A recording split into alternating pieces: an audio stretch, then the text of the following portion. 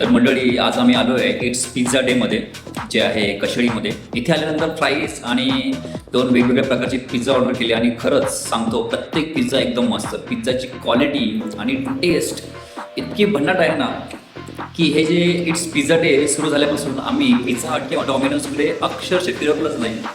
कारण दीपकचा पिझ्झा इतका सुंदर असतो की दुसरीकडे पुढे जाण्याची गरजच वाटत नाही.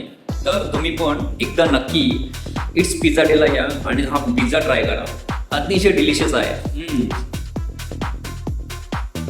आणि त्याचा चीज पेरी पेरी फ्राईज मस्त मिळतो. खूप छान, खूप सुंदर, एकदम चीजी. आणि पिझ्झामध्ये स्पेशल पनीर पेस्टो पिझ्झा, एक नंबर.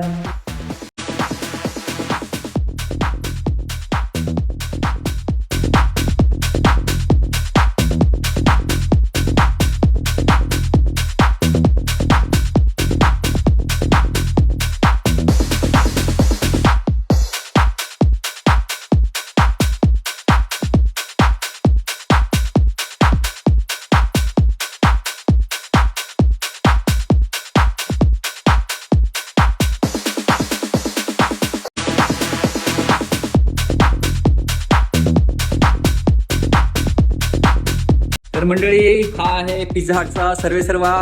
नाव सांग तुझं? Deepak. Thank you so much Deepak.